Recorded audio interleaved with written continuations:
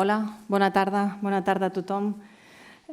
Benvingudes i benvinguts a Caixa Fòrum Macaya i benvinguts a un nou cicle que organitzat per l'Observatori Social de la Fundació La Caixa i la Fundació Ernest Lluch, amb el nom Imaginaris en transició en la democràcia d'avui. Dialogarem durant 4 sessions i fins al 24 d'octubre els diferents imaginaris compartits, símbols, conceptes, imatges propis d'una col·lectivitat conformen la manera que tenim de veure el món, l'economia, la cultura, la democràcia. Són imaginaris que ens inserim com a ciutadans i avui es troben en transició, cal identificar-los i anticipar-los. L'imaginari d'avui és la relació entre l'administració i la ciutadania. En breu ampliarem més detalls de les dues persones que ens acompanyen avui. Però abans el president de la Fundació Ernest Lluch farà unes paraules de benvinguda. Moltes gràcies, com sempre, per la vostra atenció, per assistir a les nostres conferències i dono la paraula al senyor Joan Majó. Soc aquí. Està aquí. Bona tarda. Bona tarda a tothom, a tots els que sou aquí i els que veuran això a través del telematisme. El que em correspon a mi és fonamentalment donar la benvinguda, encara que ja ho ha fet molt clarament la directora del Caixa Fòrum Macaya, fer-ho en nom de la Fundació Ernest Lluch i, a més de donar la benvinguda, expressar un agraïment que jo ho pensava ara, nosaltres hem fet aquí ja, a part de moltes altres coses, és la vegada 13a que fem aquest cicle. Jo no he presidit, perquè jo em sembla que només fa 10 o 11 anys que soc president de la Fundació, però ja ho trobo una cosa absolutament de cada any. L'any que això no passés em sabria molt de greu. Per tant, aquest agraïment és un agraïment a tots els que sou aquí, els que veieu el col·loqui, els que ho han preparat, d'una manera molt especial als dos convidats d'avui, el Carles i l'Eloïsa, i d'una forma general al Caixa Fòrum Macaya, amb qui hem col·laborat. Ha anat canviant de nom de persones, però hem anat seguint sempre una bona col·laboració que estic segur que continuarà i que, per tant, això és el que desitjo. Moltes gràcies per ser aquí, moltíssimes gràcies, i en Ferriol farà la presentació dels dos dialogants d'avui.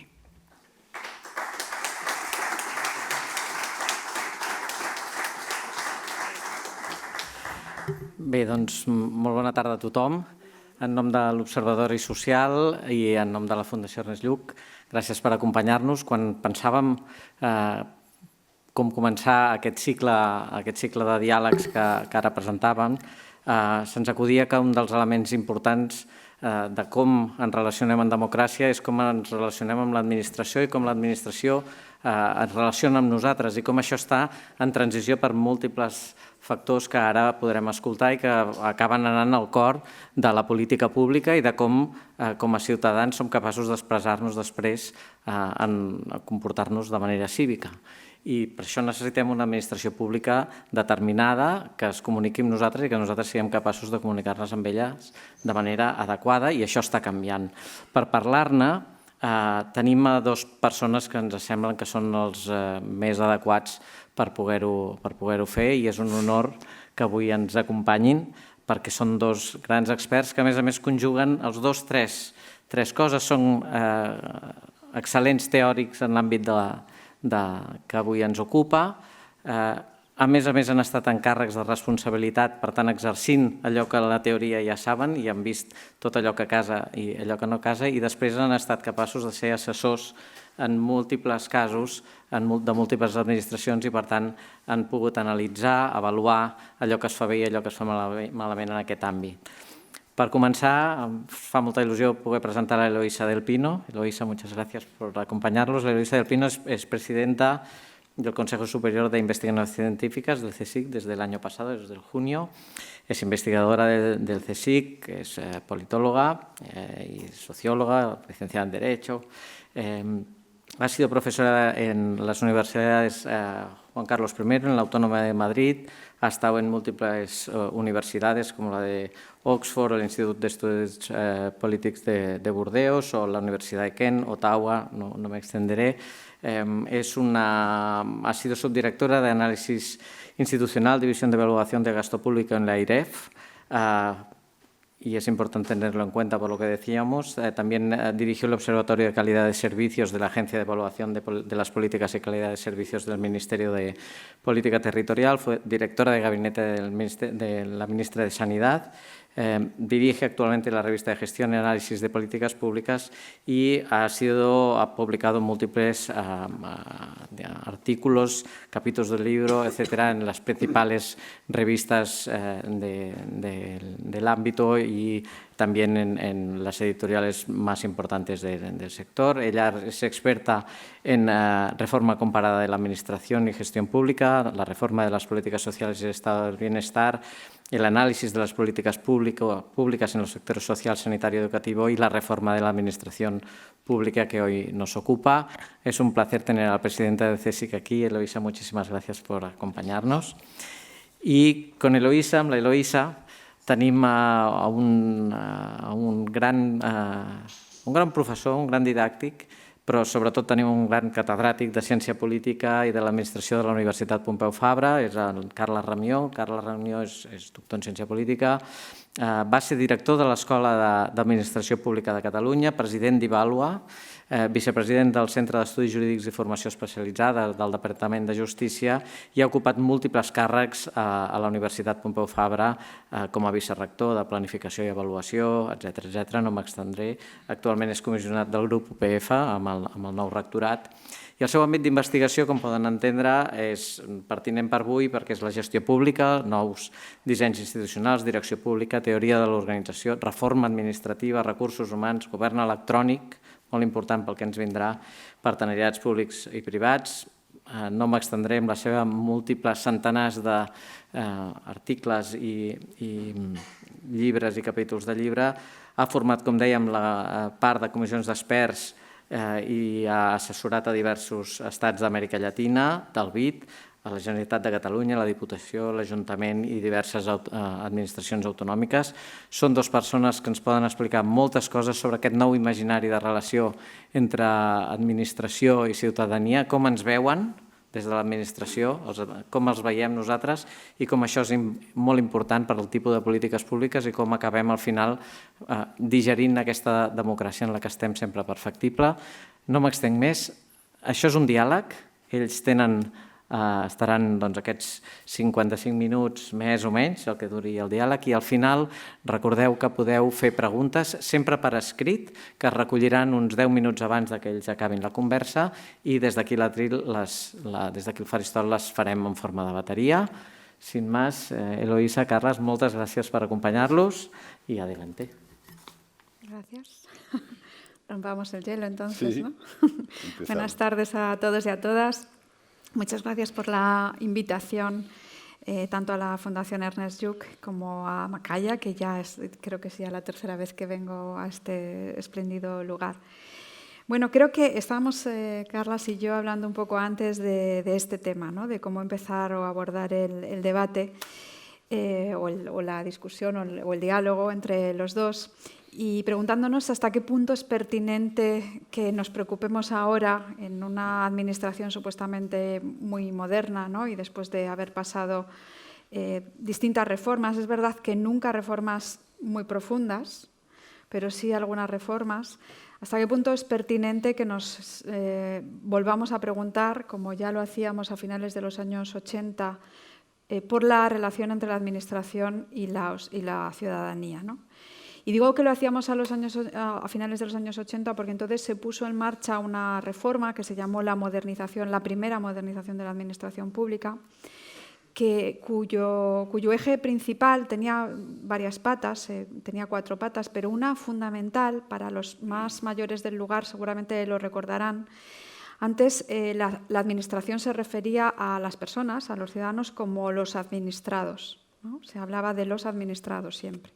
Y esa reforma supuso un cambio cultural importantísimo en la Administración Pública española y se pasó de hablar del administrado a hablar repentinamente del cliente, ¿no? Un poco más tarde de lo que había ocurrido en los países los países occidentales, no solamente en los de nuestro entorno, sino en general de los países occidentales. Todo ello se debió a que en aquella época vamos a decir que se puso de moda lo que nosotros llamamos un paradigma administrativo, ¿no? Que quiere decir un conjunto de ideas que llegan a ser tan importantes como para ser compartidas por muchos países, ¿no? Ese paradigma administrativo se llamaba la nueva gestión pública y, entre otras cosas, sostenía o predicaba o era un eje principal de ese conjunto de ideas el hecho de que la Administración tenía que comportarse parecido a las empresas del sector privado y, por lo tanto, tratar a los ciudadanos como clientes, ¿no? La idea de que el cliente siempre tiene la razón, el cliente al final paga por los servicios a la Administración pública, paga a través de sus impuestos y, por lo tanto, tenía que ser tratado no como un administrado que la Administración decide cuándo tratarle y cómo contestarle, etcétera, y en el plazo que la Administración necesita, sino como un cliente y con los mismos derechos que un cliente, ¿no? Porque hasta entonces la Administración se veía como una Administración un poco desalmada en este sentido que estamos hablando. El ciudadano es un número más. Esto, paradójicamente, en el siglo XIX estaba muy bien que los ciudadanos fueran tratados todos por igual, ¿no? Porque quería decir que ningún ciudadano tenía un privilegio sobre los demás. Pero cuando ya estábamos en los años 80 del siglo XX, pensábamos que el ciudadano merecía más.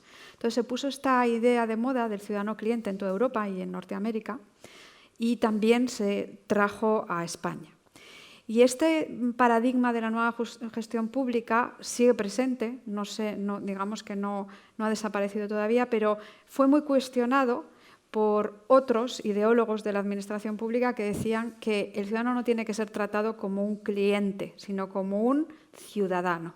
Es decir, no solo un cliente como un cliente del sector privado, sino también como un ciudadano, porque la Administración es pública y, por lo tanto, también tiene que atender a los principios democráticos, ¿no? Entonces se pasó del ciudadano cliente del administrado, se pasó al cliente y del cliente al cliente ciudadano, al ciudadano cliente, como quieran decirlo.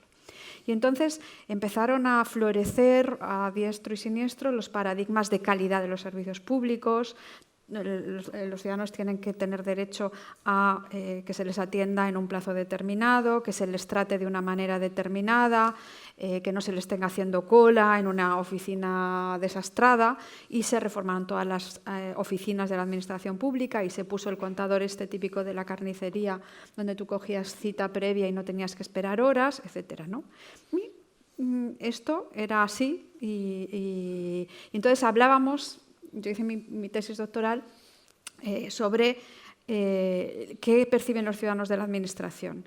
Y salvo un grupo de ciudadanos, que a lo mejor luego tenemos oportunidad de hablar, yo llamaba burófobos, que son estos recalcitrantes que ni aunque la Administración funcione bien van a tener una imagen positiva de la Administración, y yo lo medí en mi tesis doctoral, son más o menos un 20% de la población.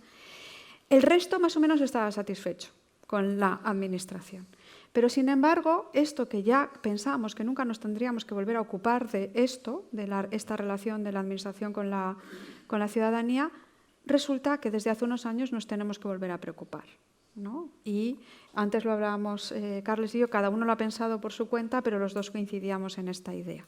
Y ahora vas a cenar los viernes con tus amigos y resulta que uno de los temas es siempre que si he tenido que esperar no sé cuántos días para no sé qué de la Seguridad Social o del Sistema Nacional de Salud, etcétera, etcétera, o que si nunca me cogen el teléfono. Recordemos además que en el paradigma de calidad del cliente, el cliente no solo era el ciudadano de la calle, sino dentro de la propia administración, los que trabajaban en una unidad y trabajaban en otra unidad eran unos clientes de la otra unidad, ¿no? Y ahora resulta pues, que volvemos a tener que preocuparnos por esta idea, ¿no?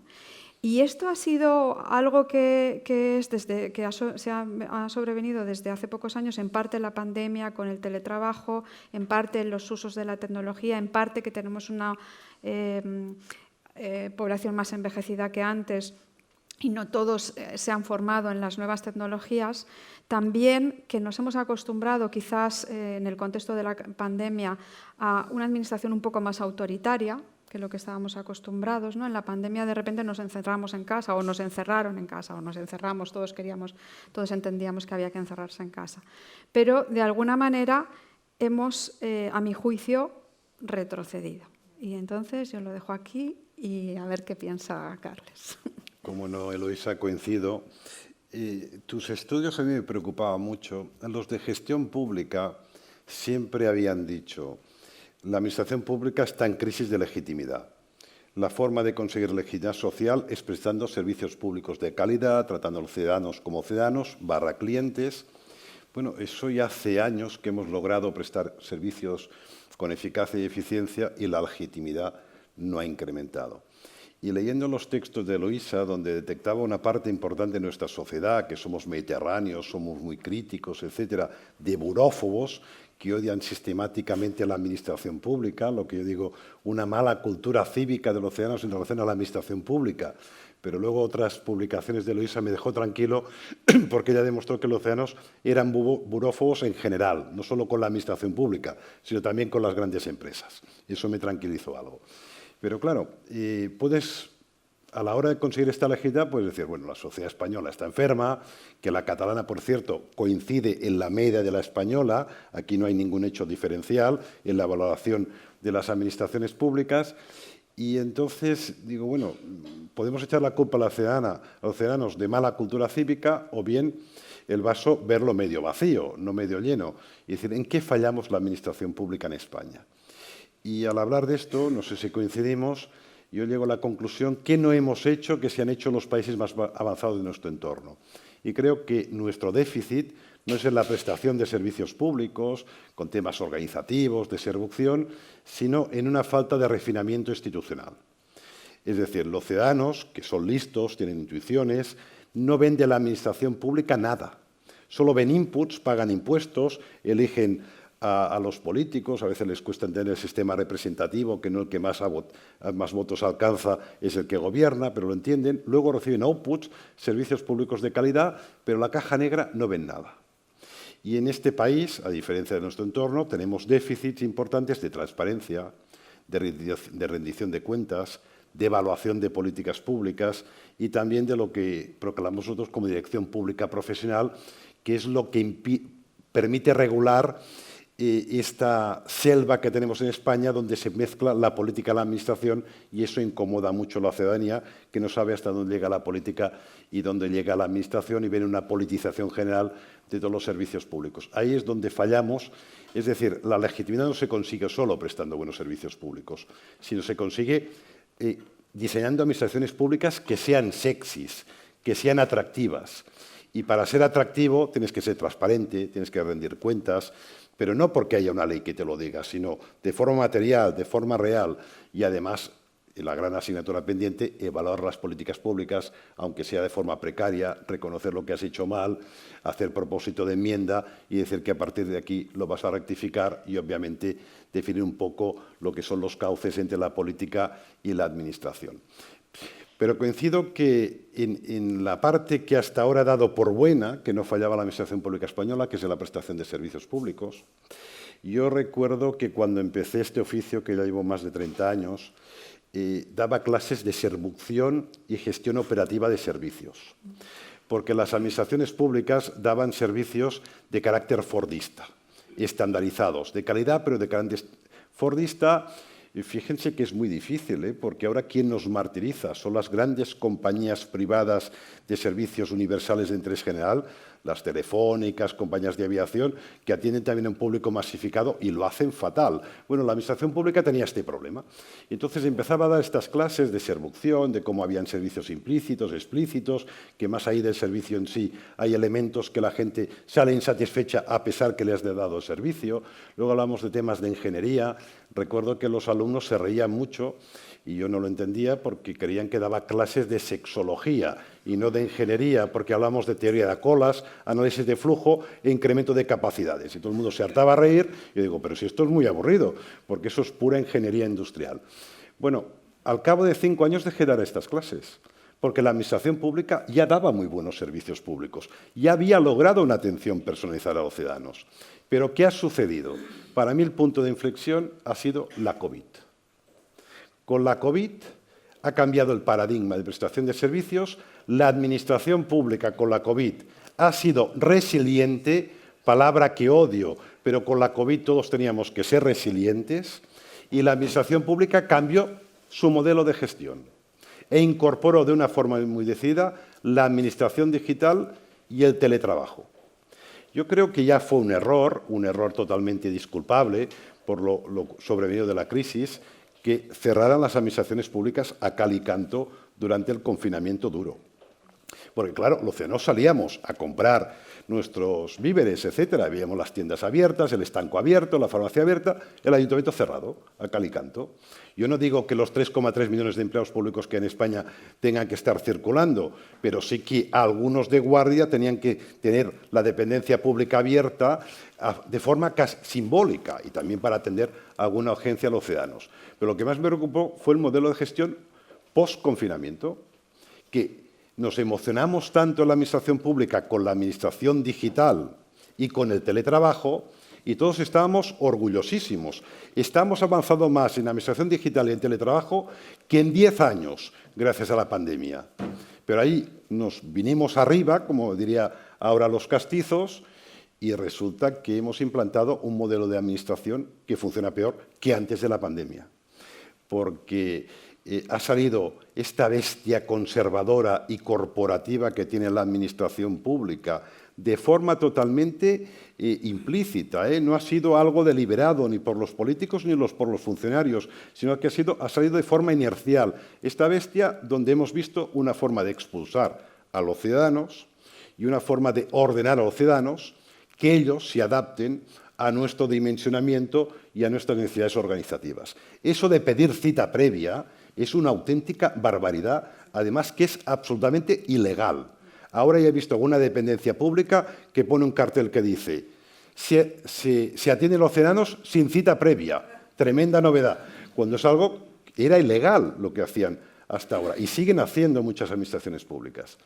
Claro, eso de apostar tanto por la digitalización, que hasta el momento era un defensor de la digitalización, y lo seguimos siendo, Eloísa y yo, porque ha servido para renovar la administración pública y para mejorar la calidad de los servicios, a partir de la pandemia esto se ha convertido en una resiliencia que yo he conceptualizado de carácter reaccionario. Hemos ido para atrás, en el sentido que el 40% de los ciudadanos en España no tienen las competencias digitales para interactuar en la administración digital. Aparte que, aunque seas un auténtico erudito en administración digital, algunas veces tampoco puedes culminar un procedimiento administrativo como el de familia numerosa, como he intentado yo, y no lo he conseguido a pesar de tener una familia con enormes competencias digitales.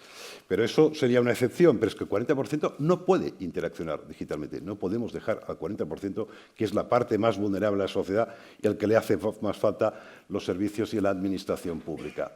Y claro, esto de la cita previa, claro, ¿cómo consigues el contacto? Digitalmente. Y si no, telefónicamente, pero es un teléfono que, como has dicho tú, nunca te atienden porque o está descolgado o está absolutamente colapsado. Y los ciudadanos, en los últimos 2 o 3 años, están absolutamente crispados. Y hay auténticos cuellos de botella en la administración pública. El mínimo vital Antes, las pensiones, la gestión de las pensiones. Antes, el tema de los expedientes de empleo. Es que donde hace falta una atención personalizada y donde hace falta una atención a la parte más vulnerable de la sociedad, la administración pública ha adoptado un carácter ausente y casi te sientes expulsado de la administración pública. Por lo tanto, creo que ahora es un momento para reflexionar y reinventar. Obviamente, no estoy en contra del teletrabajo, el trabajo tiene que ser híbrido, no estoy en contra de la administración digital, sino justo lo contrario, pero tenemos que reinventar nuestra atención a los ciudadanos, pero teniendo en cuenta estos condicionantes y que eso no es una cuestión de transición, de que los que no tienen competencias digitales ya se irán muriendo y afortunadamente los renovaremos. No, no, es que eso va a durar muchísimas décadas. Incluso puede ser que la atención presencial haga falta siempre en la administración pública. Bueno, me emociono. No, me surgían muchísimas ideas de lo que estás diciendo, ¿no? Por ejemplo, es verdad que hemos cambiado rápidamente de paradigma sin tener las competencias para hacerlo, ¿no? Ni sin tener las capacidades administrativas, ni que los ciudadanos, y sobre todo una parte de los ciudadanos, que no siempre tienen que ser los más mayores, a veces son simplemente, claro. Por ejemplo, cuando estábamos en medio de la pandemia, recuerden que vimos que había niños que no podían adaptarse a la administración digital, a la educación digital, porque no tenían las herramientas posibles, ¿no? Es decir, no solamente estamos pensando en mayores, sino también en colectivos desfavorecidos, por ejemplo, que no tienen wifi en sus casas y que además a los demás nos cuesta mucho pensar en que haya prestaciones que sirvan para pagar el wifi de las personas, ¿no? En vez de para comer todos los días, ¿no? Porque somos así, nosotros queremos decidir en qué las personas desfavorecidas se tienen que gastar el dinero de las prestaciones muchas veces. Esto, otro ejemplo es el tema del horario continuado. Tenemos en los colegios tenemos una evidencia empírica enorme de Science for Policy, ¿no? De ciencia social para las políticas públicas sobre que el horario continuado es perjudicial para los niños y, sin embargo, hemos pasado sin transición y sin apenas discusión en muchos colegios a tener el horario continuado, que es negativo para la educación de los niños. Otro tema que me ha sugerido interesante es el tema de... estoy pensando en servicios sectoriales. Como tú decías, generales, yo por poner alguno sectorial, ¿no? Este es el de la educación, pero en el tema de la sanidad. Pues en el tema de la sanidad, por ejemplo, en Madrid se tenía siempre a gala que conseguías atención primaria. Yo, por las encuestas del barómetro sanitario que se hacen en todas las comunidades autónomas y que responden los ciudadanos a distintas preguntas que se les hace sobre la percepción de los servicios públicos, sé que en Cataluña el acceso a la atención primaria era más tardío que en Madrid, pero en Madrid siempre se tenía a gala que tú pedías atención primaria y al día siguiente tenías cita con el médico, ¿no? Pues ahora eso ha cambiado radicalmente. Y, por lo tanto, muchas de las ciudadanías, no solo que la administración está ausente, sino que el ciudadano se va de la administración. Y entonces se va al sector privado y ahora también vemos que el sector privado también funciona regular, porque empieza a colapsarse. Claro. Por ejemplo, con la sanidad privada, a pesar de que los ciudadanos pagan un dineral, ¿no? Y entonces nos damos cuenta de que el sector privado vivía a costa de que la administración pública funcionara más o menos bien, sobre todo para aquellos que no podían pagar, y ahora incluso esos se tienen que ir al sector privado cuando tienen necesidades acuciantes en materia de salud, ¿no? Es que esto es el tema recurrente y luego ya pasamos pantalla, vamos al siguiente tema, pero hay una despreocupación política por el funcionamiento interno de la administración pública, por el back office de la administración pública. A los políticos lo que les importa son las políticas públicas, los servicios públicos, y me alegro que les importe esto porque gracias a ello estamos renovando constantemente nuestro modelo de estado de bienestar y la calidad de servicios y políticas públicas. Pero cuando llega un tiempo, digamos, muy extenso, que descuidas la maquinaria de la administración pública y no tienes estrategia sobre qué hacer a nivel interno, entonces es cuando se produce el colapso. También hay un envejecimiento de los empleados públicos y otros elementos, como el que ha sucedido ahora.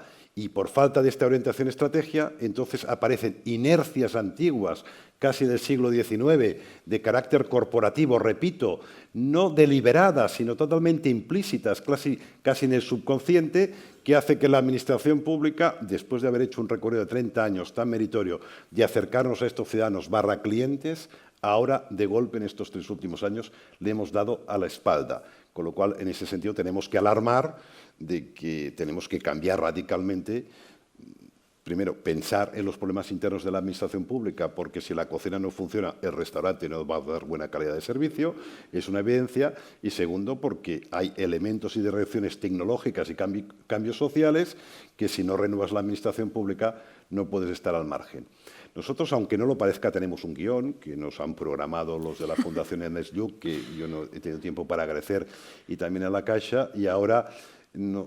¿Qué reforma más urgente? Es decir, ¿qué es lo que haríamos mañana mismo para transformar la administración pública? Luego hablaremos ya de reformas más estructurales.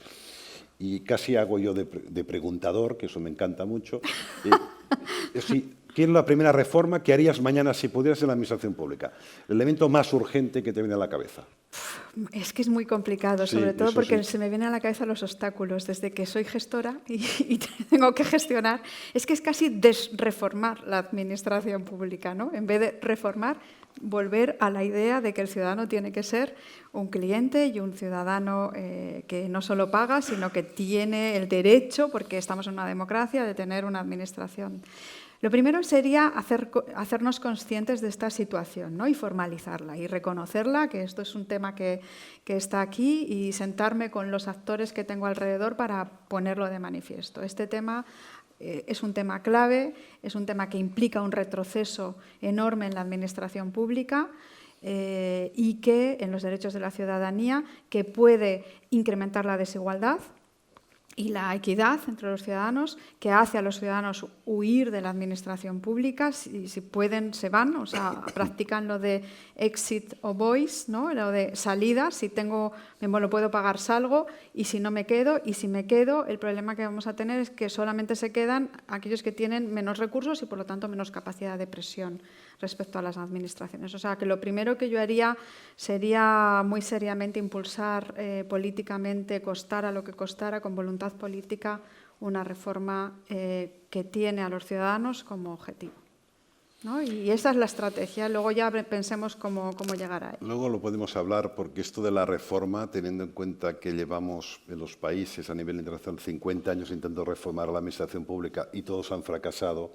Algunos dicen que ya no tiene sentido plantear una reforma, sino estrategias de transformación, ¿no? Unas cuantas dianas, y que eso tiene efecto multiplicador. Pero yo, si tuviera que tomar una decisión para mañana mismo, porque eso yo lo veo de una urgencia absoluta, es atender el relevo intergeneracional. El relevo intergeneracional, se nos va a jubilar 1 millón de empleados públicos, que es casi 1/3 de empleados públicos en los próximos 8 años, hasta el 2030-2031. Esto es una pérdida de conocimiento espectacular. Se nos jubilan los fundadores de la administración pública moderna, por donde los que dominan las reglas formales e informales, porque las han creado ellos, tienen un dominio exquisito. Y bueno, este conocimiento se va a perder, y hay que hacer una forma de estrategias para retener el conocimiento. Y las instituciones públicas, de forma tardía, todos tienen estrategias para tener el conocimiento. Pero yo soy muy escéptico, porque los seniors se dice que tenemos intuiciones. Yo, desgraciadamente, Eloisa todavía no, pero yo soy senior y ya tenemos intuiciones. No, la intuición no existe. La intuición es conocimiento experto que se manifiesta de manera intuitiva. ¿Cómo caramba vamos a transferir un conocimiento que los que lo poseemos no somos conscientes que lo poseemos?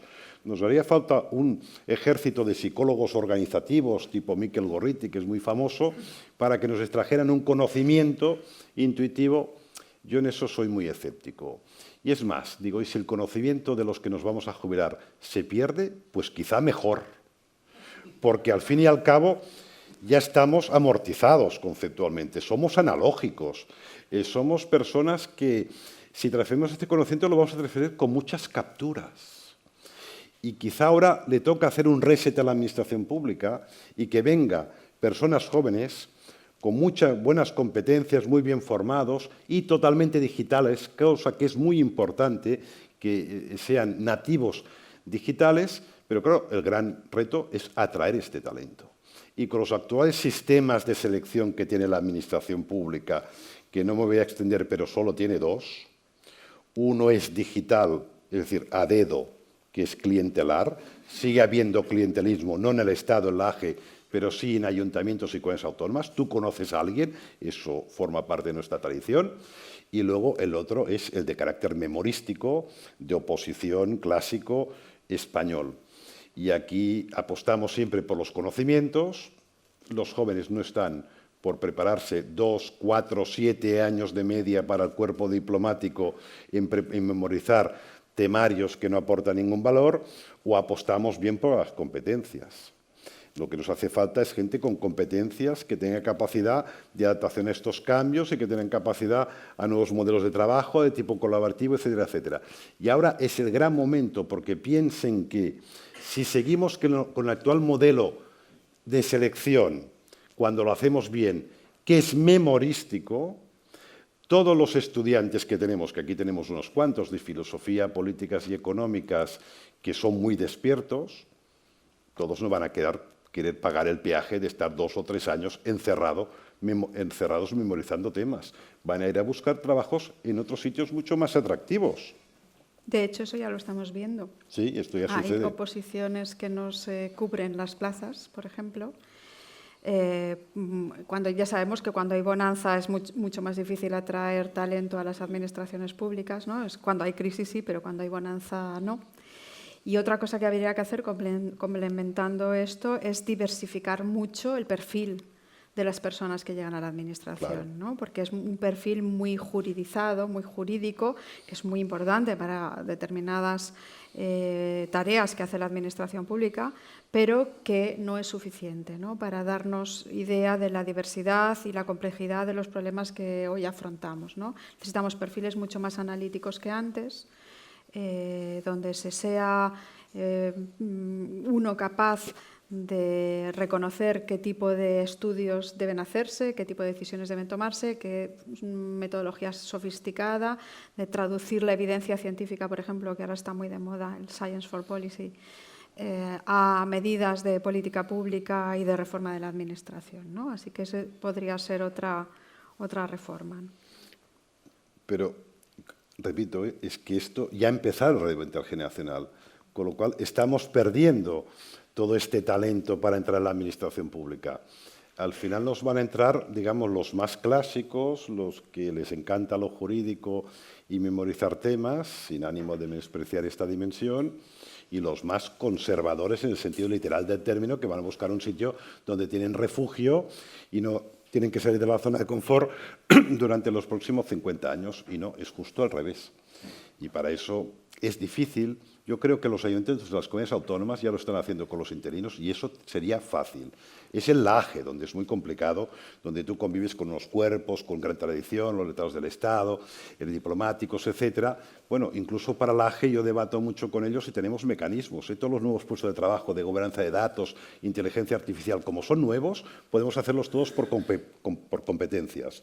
Los que son de gestión, como los TAC, de la Administración General del Estado, pero hacer medio competencias, un poco conocimientos. Y los letrados del Estado, los diplomáticos, que hagan solo conocimientos, que me da igual. Ya verás cómo todos se van a renovar con el tiempo. Es decir, hay distintas medidas de carácter muy pragmático, incluso para convencer estas resistencias, porque luego lo hablaremos, el gran problema de la administración pública es que tenemos enormes capturadores que nos impiden reformar la administración pública. Y ahora, reformas. De hecho, sí. Por ejemplo, para algunos cuerpos, en vez de pensar en otro sistema de selectivo, estamos pensando en cómo financiar que una persona que no tiene los recursos se pueda encerrar en su casa 4 años. Sí.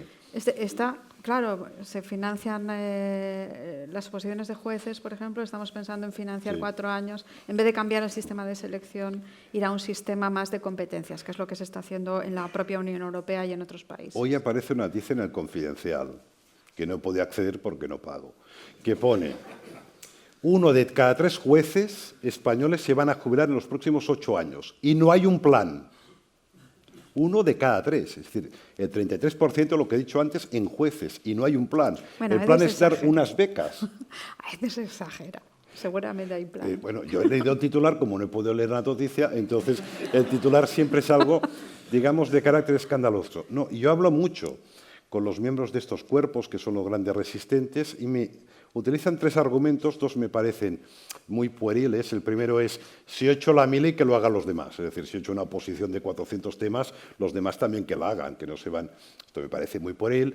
El segundo es, ya cuando se pone muy tensos, me dicen, no hay que menospreciar la cultura del esfuerzo. Oye, si uno quiere entrar en la administración pública, antes tiene que estar 2 años, digo, bueno, metemos una mina, a lo mejor sacan un poco de oro, pero no los hagas memorizar temas.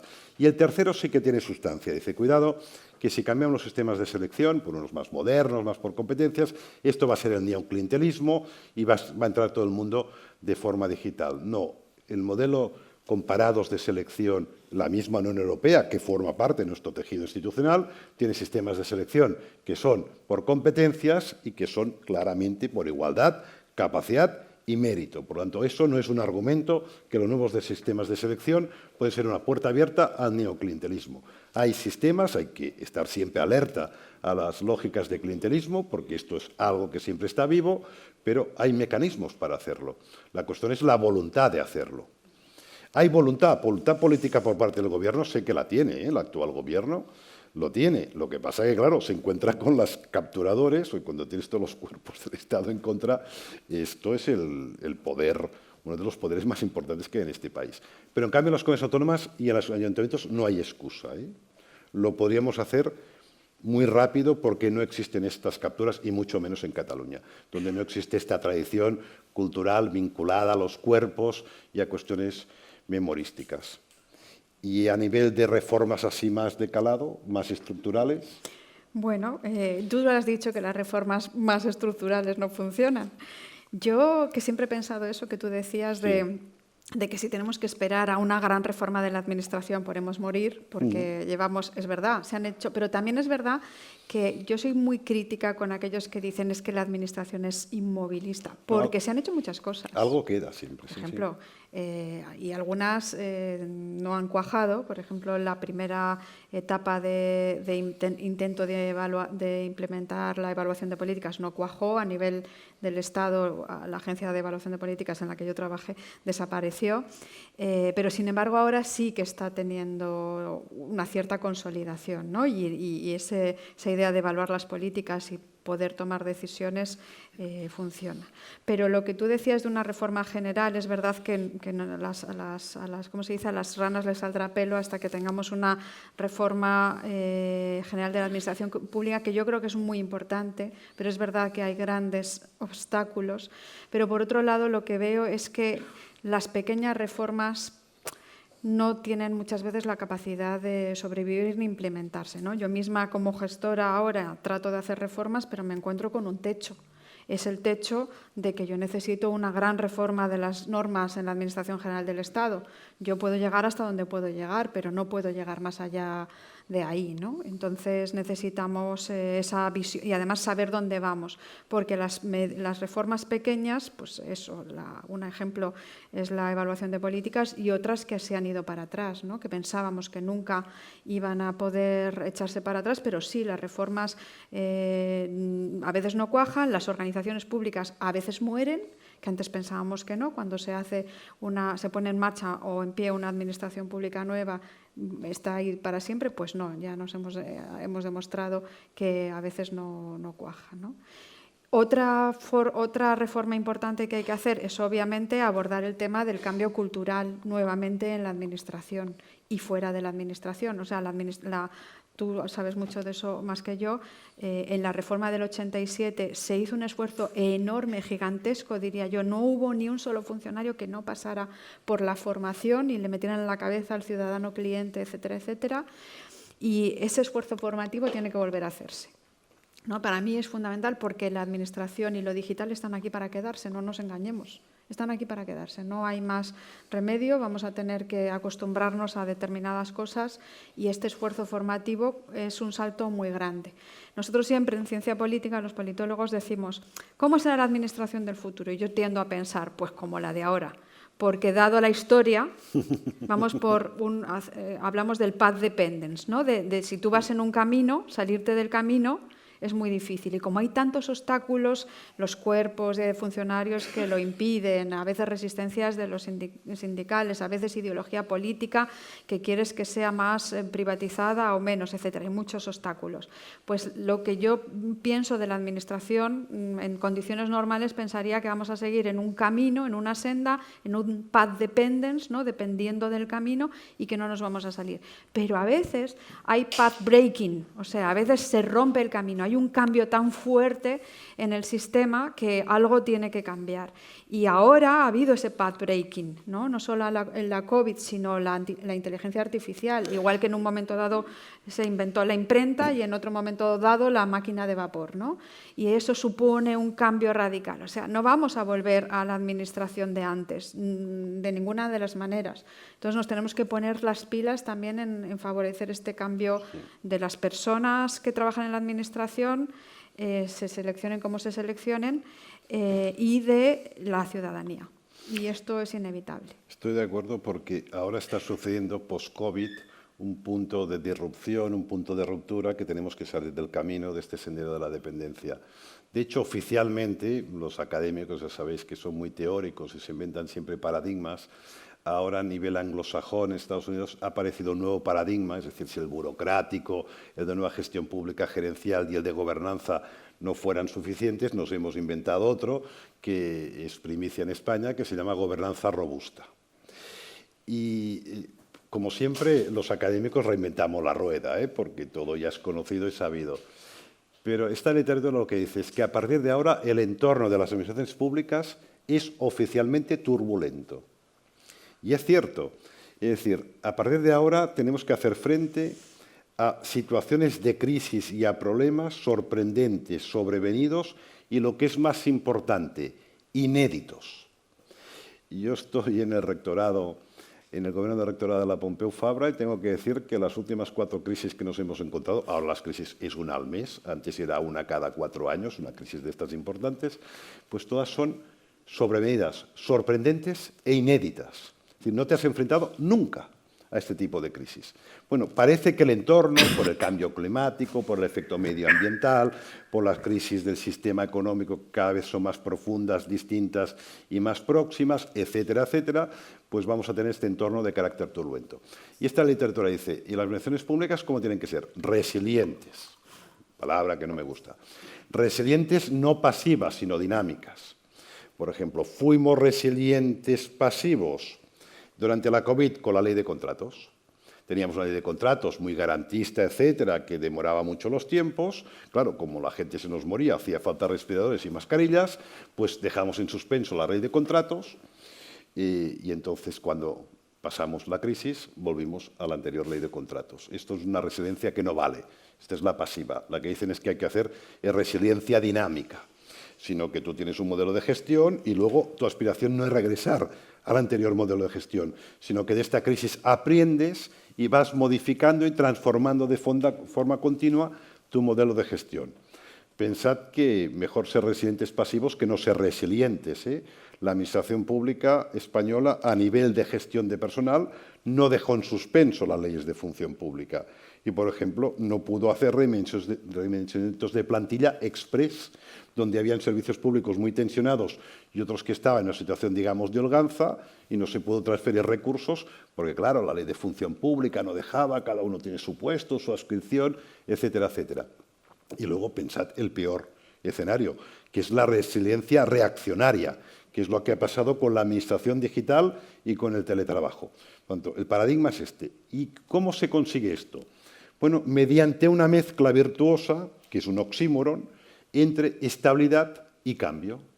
Porque las administraciones públicas tienen que aportar estabilidad. Es que esto es muy difícil, porque nosotros damos seguridad jurídica institucional a la sociedad, y eso implica estabilidad, y tenemos que prestar servicios públicos estructurales con eficacia y eficiencia, y para eso se requiere estabilidad. Pero también cambio y capacidad de transformación para poder absorber estas contingencias y estos problemas de carácter sobrevenido. Esto, que es difícil luego dibujar y evidentemente estoy hablando de lo que ahora yo estoy trabajando. Eloisa no puede porque está aquí 20 y pico horas trabajando como presidenta del CSIC, pero yo en la Pompeu me escaqué un poco en mis opciones de gobierno y sigo escribiendo, estoy escribiendo de esto. Intentamos traducir esto, aterrizarlo, pero lo que más, digamos, me alegra es que la literatura en gestión pública y en organizaciones incluso privadas, intuitivamente ya iba por este camino. Xavier Marcet, que es muy conocido aquí, es el gurú del management, más de empresa, pero que conoce bien la administración pública, dice que las organizaciones tienen que ser ambidiestras. Con una mano gestionar con eficacia y eficiencia el día a día y con la otra mano hacer análisis de prospectiva, adelantarse a escenarios de futuro, definir estrategia más que planificación y con eso ser innovador de una forma articulada, no de una forma disparatada, alegre, desestructurada, no, de una forma totalmente estructurada. Kim Brugué, el año pasado, publicó un libro en el INAP que se llama Organizaciones que saben, organizaciones que aprenden. Otra vez, estabilidad y cambio. Paco Velázquez, que es el secretario general del CLAD, escribió hace 2 años un libro que se llama otro oxímoron, el burócrata disruptivo. Burocracia, estabilidad, disrupción, capacidad de absorber el cambio. Yo mismo escribí un libro que se llama Burocracia inteligente, otro gran oxímoron. Burocracia, estabilidad, inteligente a nivel de cambio. Cuando abro, mañana tengo una sesión en el Consejo de Estado sobre temas de recursos humanos, el gran debate es entre conocimientos y competencias. Conocimientos es estabilidad, competencias es cambio. Y ahora estamos en esto, buscar unas arquitecturas que no perdamos todo lo aprendido, toda esta capacidad que tenemos de prestar buenos servicios públicos, etcétera, incluso recuperar lo que hemos desaprendido estos 3 últimos o 4 años, pero también tenemos que incorporar esta capacidad de resolver estas crisis totalmente sobrevenidas y, repito, que sean sobrevenidas, pero si ya las has visto es fácil actuar, pero es que son inéditas. Y constantemente nos encontramos, seguro que tú como presidenta del CSIC te estás encontrando en situaciones que cuando hablas con anteriores presidentes o presidentas dices, esto a mí no me había pasado, cuando antes todo era recurrente, todo era repetitivo, pero desde hace 3 años todo es distinto. Sí, eso influye la rapidez del entorno. Sí. Estamos en un contexto en que todo es para hoy, todo, algunas no hemos aprendido a correr, ¿no?, para resolver los problemas todavía. Y entonces es fundamental hacer ese esfuerzo. Y bueno, y aquí tenemos el tema clave de la inteligencia artificial, cómo la inteligencia artificial nos puede ayudar a esto, ¿no? Porque estamos un poco despistados ahora mismo viendo a veces más amenazas, el estado orwelliano, la idea del control, ¿no?, también de qué consecuencias... Tú has trabajado eso, Carles, de consecuencias positivas y negativas, ¿no? Estamos viendo estos días sin parar cómo a través de la inteligencia artificial se puede manipular la información, las imágenes, incluso de los niños, ¿no?, de niñas de los colegios. Estamos viendo la idea del Estado que nos controla, que nos vigila. Estamos viendo de cómo los algoritmos pueden tomar decisiones injustas, ¿no? Por ejemplo, esta idea de que todas las personas de color negro, de determinada edad, que se visten de una determinada manera, es más probable que cometan delitos que otras, porque los algoritmos aprenden así, ¿no? Y tenemos algunos casos espectaculares. El otro día teníamos en el CSIC una conferencia de un investigador experto en inteligencia artificial y cómo nos explicó que en realidad la inteligencia artificial está todavía en pañales, ¿no? Y cómo se tomaban decisiones de inteligencia artificial que tienen que ver con la justicia, que dejarlas en manos de la inteligencia artificial es todavía un riesgo. También el riesgo de desaprender, ¿no?, con la inteligencia artificial. Ayer usé por primera vez el ChatGPT, ¿no?, el ChatGPT, porque mi hija, yo creo que ya llevaba varios trabajos de la universidad usando el ChatGPT, que os veo aquí todos sonriendo, seguro que algunos de vosotros lo habéis usado, y entonces le pregunté, dime 10 obstáculos, yo llevo trabajando en esto toda mi vida, y me dejó un poco desolada en esto que os voy a decir ahora. Dime 10 obstáculos o 10 problemas o 10 drivers, y se lo pregunté además en inglés y en español, y me hizo la misma respuesta. que dificulten la reforma de la administración pública en los países desarrollados. Me hizo 10, 1, 2, 3, y eran los 10 que yo hubiera dicho, ¿no? Y dije, toda la vida trabajando en esto para que esta cosa en 30 segundos me diga de dónde bebe esto, ¿no? A dónde vamos a llegar. Y también entonces lo vemos como una amenaza e incluso podemos desaprender de pensar, por ejemplo, ya no escribimos a mano. A mí me cuesta ya escribir a mano, yo siempre escribo en el ordenador, ¿no? Pues son habilidades que hemos casi desaprendido. ¿Qué tiene de bueno la inteligencia artificial para la administración? No, está bien, que tiene de bueno porque después de lo que has contado de malo, pues estamos todos claro, aterrorizados. por eso te lo pregunto. No, lo malo es cierto, ¿eh? O sea, yo en el libro que dedicaba a este tema tengo un capítulo que se titula ¿Puede la inteligencia artificial secuestrar a la democracia? Y las externalidades negativas y los peligros son enormes. Los ciudadanos son intuitivos y el libro más comprado de los clásicos es 1984 de George Orwell. Viene a venir aquí un gran hermano espectacular por esta vía. Pero bueno, yo me dediqué en su momento a ver las ventajas para la administración pública, que yo las veo enormes y solo voy a poner aquí 2 ejemplos. Primero, hay una parte de la administración pública que por más que nos duela tiene que seguir siendo burocrática. Porque hay una parte de la administración pública que se dedica a hacer autorizaciones, a dar licencias, a cargarse temas de disciplina, que tiene que hacerlo de una forma exquisitamente igualitaria, equitativa, neutral, y para eso el modelo burocrático, que es estandarizado, funciona muy bien. No funciona muy bien, funciona muy mal, pero es el modelo que hay que aplicar. Porque el modelo burocrático, que todos tenemos en la mente como algo peyorativo, que lleva 100 años instaurado y siempre ha funcionado mal por el elemento subjetivo, que lo implementamos personas. Y las personas no somos infalibles. Y hemos dibujado unos preceptos burocráticos tan alambicados que en el mejor de los burócratas lo domina y se pierde. Y no paramos de equivocarnos. Y además tenemos nosotros valores, intenciones, objetivos y capturamos el modelo a favor de nuestros intereses individuales y corporativos. Bien, yo creo que estamos en el umbral que por primera vez podemos tener un modelo burocrático que sea eficaz, eficiente, sin capturas y sin burócratas. Un modelo totalmente automatizado. Porque si tienes buenos algoritmos, que tienes que estar testados, etcétera, y buena información, tenemos la burocracia perfecta. Con lo cual esto puede ser un avance espectacular. Después de 100 años, siempre cuento que en el caso altamente improbable que Max Weber tuviera sueños libidinosos por la noche, él soñaba en un modelo burocrático implementado por robots. Porque el modelo burocrático es mecánico y los robots siguen siendo mecánicos. Y no nos sacamos muchas ilusiones, siguen siendo mecánicos. Y luego, a nivel gerencial, ese es el gran elemento. Es decir, nosotros tenemos unas problemáticas, por ejemplo, el envejecimiento de la población puede implicar en España en los próximos 20 años un sobrecoste solo en gasto social y sanitario del 12% del Producto Interior Bruto. Eso es descomunal. Eso no hay sistema público que lo pueda afrontar, ni sistema privado familiar que lo pueda afrontar. La única forma de poder estar a la altura de este reto es incrementando de una forma espectacular la productividad. Y aquí hay una correlación entre tecnología e incremento de productividad, que es lo que dice la literatura, organizaciones de rendimiento exponencial.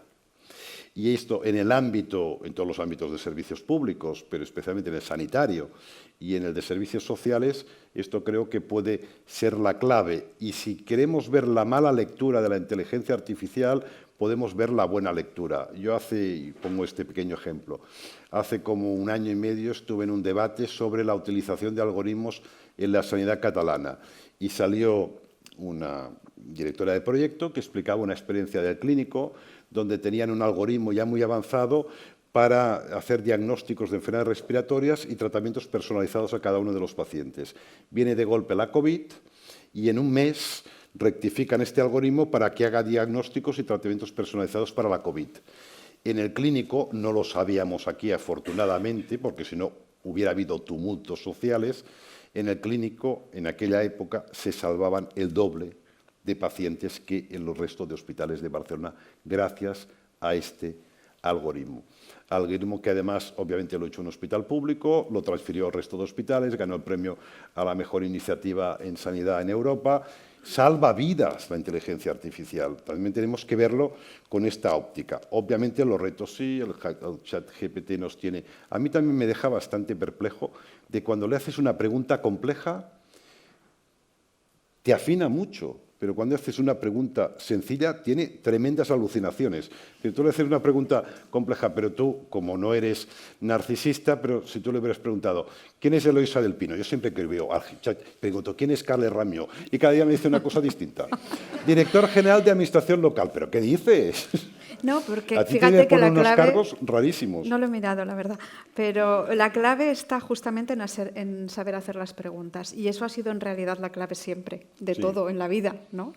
Es verdad que la inteligencia artificial ahora nos ayuda a hacer eso que nos hubiera gustado hacer siempre y tenido tiempo en la propia administración siempre. Porque antes hemos hablado de los obstáculos de reforma de la administración. Hemos dicho los cuerpos generales de la administración, los propios funcionarios a veces somos resistentes al cambio. Uno fundamental es el tiempo. El tiempo, no tenemos tiempo de pensar, de planificar. Cuando ya lo tienes planificado, entonces te cesan, lo que decíamos antes cuando estábamos hablando los dos, y entonces no te da tiempo. Esto te ahorra tiempo y además aprende del pasado, porque en realidad la inteligencia artificial lo que hace es aprender, ¿no?, de lo que hay, ¿no?, del pasado, y te proyecta en el futuro. Y esto también es una ventaja muy importante de que nos ayude a pensar si sabemos hacer las preguntas, que esto es clave, necesarias y bien hechas, y no preguntarle tonterías como tú decías antes. Bueno. Pero a mí lo que me preocupa, pero curiosamente las administraciones públicas parece que estén dormidas en materia de inteligencia artificial. Es imposible hacer un seguimiento sobre el uso de algoritmos en la administración pública porque nadie lo anuncia. Te enteras ex post. Pero haciendo más o menos como un cierto muestreo, yo creo que tenemos ya más de 5.000 experiencias de administraciones públicas españolas que están gestionando con algoritmos. Esto me alegro porque esto a veces nos produce un abismo, porque luego se produce un escándalo. Claro, esto que la Policía Nacional haya un algoritmo que filtre las denuncias que se consideran falsas de las mujeres maltratadas, eso es algo, digamos, muy delicado, ¿eh? Y ahí la polémica es cuál es la base de datos, porque el algoritmo se puede afinar, pero donde está el meollo de la cuestión es la calidad de los datos, que es donde falla la administración pública en tema de gobernanza de datos, porque tiene muchos datos, pero no los tiene sistematizados y no los tiene de calidad. Y ahí el debate era que habían utilizado una base de datos muy potente, pero de Andalucía. Claro, el tema es, ¿todos los españoles utilizan los mismos registros lingüísticos y sintácticos que los andaluces? Los bilingües que manejamos el español como podemos y como nos dejan, y los vascos, los de Burgos, que en principio tienen el castellano más fino. Bueno, ahí ese es el debate, pero es bueno que experimentemos con esto, porque a mí lo que más me asustaría es que la administración pública quedara fuera, porque es un tsunami. Y el tsunami tienes que... Bueno, o te pones delante y aprovechas lo mejor, o si no... Acuérdate que el componente 16 del Plan de Resiliencia, Transformación y Resiliencia del Gobierno de España está destinado a la inteligencia artificial y tenemos una estrategia nacional de... Y hay Secretaría de Estado de Inteligencia Artificial. Y hay muy buenas... todos los países tienen últimamente su estrategia de inteligencia artificial y en todos ellos una coincidencia que hay en todas las que yo he visto es que hay una parte de reflexión sobre la administración pública y cómo sectorialmente se tiene que aplicar en algunos ámbitos, ¿no? Por ejemplo, te vas a la China y tiene una reflexión de cómo se aplicará en los servicios públicos médicos o educativos o en los transportes, por ejemplo, incluso tiene indicadores y objetivos. Y luego lo que sí que es muy interesante es también todas, a su vez, las enormes reformas que va a implicar en la propia administración, ¿no? Reformas regulatorias lo tendremos que regular, ¿no? ¿Para qué sirve y para qué no? Reformas de intersectorialidad, es decir, cómo trabaja distintos sectores de política pública que van a estar relacionados, reformas de la gobernanza, cómo se relacionan los distintos niveles de gobierno en el uso de la inteligencia artificial, por ejemplo, y en la propia prestación de los servicios, ¿no? Ahí yo siempre pongo velas a la Unión Europea, porque la denostada Unión Europea es la que nos puede salvar. Porque fijaros que en Estados Unidos los datos son de las empresas. En China los datos son del Estado / del Partido Comunista. El único sitio donde promueve que los datos sean propiedad de los ciudadanos, que la clave está en los datos, es la Unión Europea. Y la Unión Europea se está convirtiendo en el gran regulador mundial de la inteligencia artificial. Obviamente tiene que afinar mucho, a veces se les ocurre cosas que no son del todo acertadas, pero eso es una lógica de prueba-error ante esta novedad.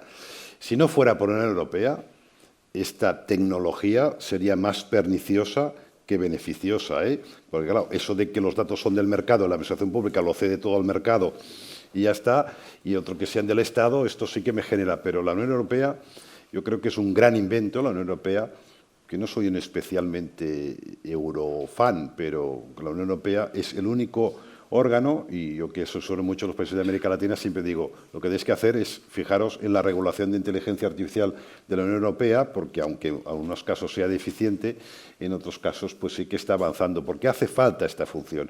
O sea que hay dos elementos. Una, regulación. Y si queremos regular, antes tenemos que entender de qué va esto. Nos hacen falta funcionarios, gente que ya lo utilice, que lo conozca, que reflexione, obviamente con equipos multisectoriales, también con gente de fuera de la administración pública, no solo a nivel de conocimiento interno, pero tenemos que manejar si lo queremos regular. Y el otro, ser proactivos, porque si únicamente lo lidera el mercado privado, entonces los algoritmos de la inteligencia artificial siempre va a tener un aroma de carácter privado. Y que la administración pública nunca lo puede coliderar, pero sí intentar coliderar, porque yo creo que los algoritmos y sistemas de entrenamiento de algoritmos públicos tienen que tener unos códigos éticos distintos a los privados y en su momento, cuando los privados se vayan de madre, pues intentar regular también a los privados. Porque si no, si la administración pública se queda fuera, pues y vive en una burbuja descontextualizada, dentro de 2 años va a hacer el truco de siempre que hace la administración pública, que para actualizarse de golpe va a importar todos los algoritmos pensados para empresa privada, con valores privados, algoritmos y sistemas de entrenamiento. Y eso puede ser la privatización conceptual definitiva de la administración pública. Uno dirá, siempre te pones en plan apocalíptico. No, tú que has hablado de Administración de Justicia de Estados Unidos, hay un caso famosísimo que ha de tener 12 años de los jueces robots, que es el caso Loomis, de que es una persona que comete un pequeño delito y entonces era un delito que era una formalidad, pero resulta que sorprendentemente el robot, que es el algoritmo, lo manda a la prisión. Y entonces el abogado pide revisar, porque dice, el algoritmo está fallido, esto es un pequeño delito y no tiene sentido que vaya a prisión provisional. Y la respuesta que recibió es, el algoritmo lo ha hecho una empresa privada, es un tema proceloso, que un algoritmo que dicta sentencias judiciales la haya elaborado una empresa privada. Pero lo que es totalmente inaceptable es que luego lo dijeron, pero es secreto porque está protegido por una patente. Eso es la privatización del ámbito público. Eso es inadmisible, que un algoritmo que dicte sentencias sea secreto porque está protegido por una patente. No, cualquier algoritmo público tiene que ser objeto de revisión pública, estar bajo el escrutinio del abogado defensor, del colegio de abogados y los otros intermediarios. No, estamos en debates que son enormemente de un calado espectacular, pero es cierto que yo también le veo muchas ventajas. Sí, y también nos desafía la administración pública porque estamos ante algo que no sabemos muy bien cómo va a funcionar. Entonces tenemos que atrevernos a experimentar, ¿no? Ahora está muy de moda, por ejemplo, los sandboxes regulatorios, es decir, espacios seguros en los que tú pruebas una tecnología, por ejemplo, o cualquier otra cosa, pero puede ser una tecnología, y ver qué efectos va a tener, ¿no? Y eso la Administración también lo ha llevado siempre muy mal, la idea de hacer algo muy disruptivo, muy rompedor. Y es fundamental, ¿no? que nos atrevamos a ver cómo funcionan las cosas. En estos casos, por ejemplo, se exime del cumplimiento de algunas normas, etcétera, para ver cuáles serán sus resultados. Y aquí es que no sabemos exactamente lo que va a pasar. Y también es muy importante la disponibilidad de datos. Esto lo llevamos diciendo desde hace ya una década. Por ejemplo, antes los datos administrativos, los datos que tiene la propia administración de todos nosotros, por ejemplo, imagínense si han estado en desempleo, o los datos que mete el médico en la historia clínica, o los datos de las personas que cobran el ingreso mínimo vital, o los datos del IRPF. Antes eran datos que solo se utilizaban para gestionar ¿no? Simplemente para tener ahí una información de todos nosotros y ya está, ¿no? Saber quiénes éramos, cómo éramos, etc. Pero ahora es fundamental que esos datos estén disponibles porque son muy potentes, nos pueden servir para muchas cosas, para saber, por ejemplo, qué pasa cuando cambiamos la cuantía de los impuestos o del IRPF, ¿no? Si la gente entra, sale del mercado laboral, etcétera. Todo ese tipo de cosas ya no son solo para gestionar, sino que también son para tomar decisiones. Pero al mismo tiempo da un poco de reparo, ¿no? de que tus datos están ahí y pueden ser utilizados para otras cosas. Pero es que la inteligencia artificial nos permite meter conjuntos de millones y millones de datos, dejar el ordenador funcionando y sacar conclusiones que a veces son muy importantes para tener mejores políticas públicas. Yo estoy de acuerdo porque la gente piensa, bueno, el futuro de la administración pública será una administración pública dominada por ingenieros, por especialistas de inteligencia artificial. Yo no lo veo así. Yo veo que, obviamente, nos hacen falta ingenieros y especialistas de inteligencia artificial, pero yo creo que ahora el gran reto profesional y lo que nos hace más profesionales es en gestores de la información. O sea, el gran reto que tenemos es lo que se dice pomposamente a nivel académico, incrementar las capacidades institucionales en la gobernanza de datos. Al fin y al cabo, la administración pública es una organización que gestiona información. En eso no difiere tanto de Google y Amazon. Y tiene que ser muy delicada y muy proactiva y muy sistemática en gestión de la información. Y eso tenemos enormes déficits, tenemos mucha información, pero la manejamos de forma feudal, de forma destructurada, con poca calidad, y si queremos sumergirnos en la Revolución 4.0, antes tenemos que hacer los deberes de la gobernanza de datos. Y luego, para aquellos que piensen, bueno, la administración pública va a ser muy deshumanizada, todo van a ser algoritmos. Bueno, no es cuestión de encontrar equilibrio.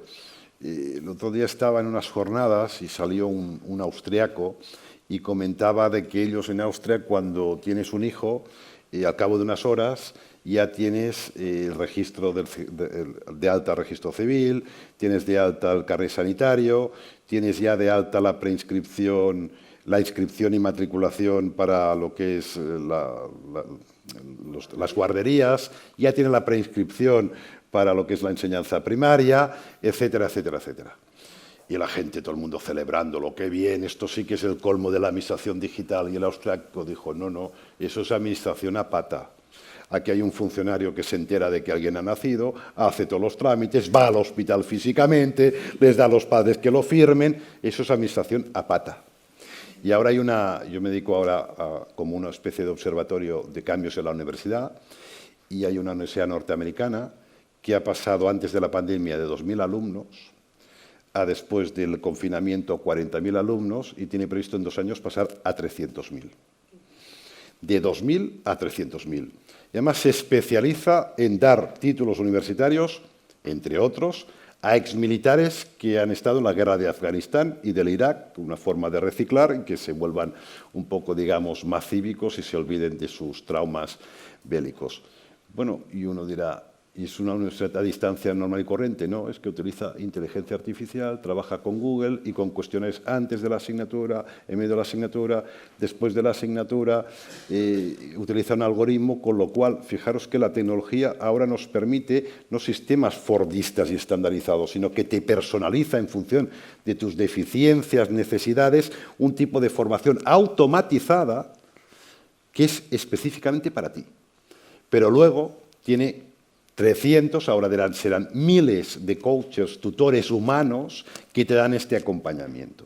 Es decir, que es un tema de equilibrio, no pensemos eso que va a ser muy frío. El componente humano no desaparece, sino que optimizamos muchos recursos y eso permite que el componente humano se pueda dedicar a ámbitos de mayor valor añadido. Ya creo que nos hemos pasado a la hora, no sé si como culminación, podemos hacer, teníamos como 2 deberes, uno era retos y problemas y otro era hacer como un decálogo de cosas que había que transformar en la administración pública. Eso de un decálogo es un poco difícil, ¿eh? Pero que tienes, bueno, hacemos como una intervención final los dos. ¿Quieres clausura? Se lo preguntamos al chat GPT. Es verdad. Pues nada, yo creo que hay que volver a poner al ciudadano en el centro, eso lo tengo muy, muy claro.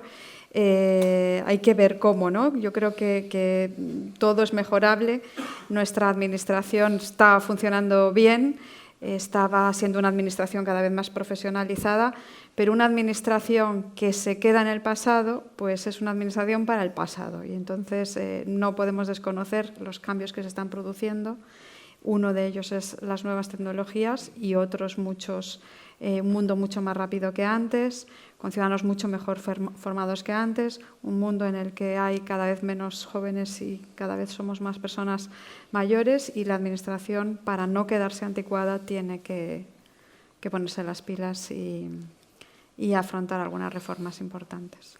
Es que a la administración pública no le pasa ni más ni menos que lo que pasa a cualquier operador privado o incluso cualquier agente social, incluso cualquier ciudadano, que esto evoluciona muy rápido. Ahora es que tú estás subiendo unas escaleras mecánicas que van para abajo. Si te quedas parado, vas para abajo, con lo cual tienes que estar constantemente corriendo.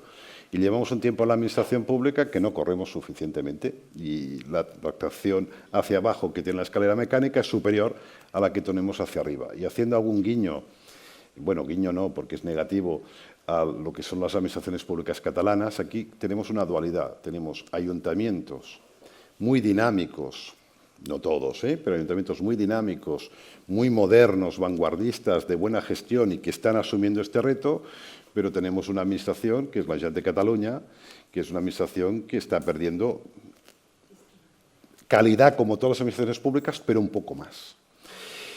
¿Y eso por qué ha sucedido? Ha sucedido porque, primero, no teníamos, cuando montamos nuestra administración autonómica, background institucional, conocimiento institucional. Lo tuvimos que crear ex nihilo.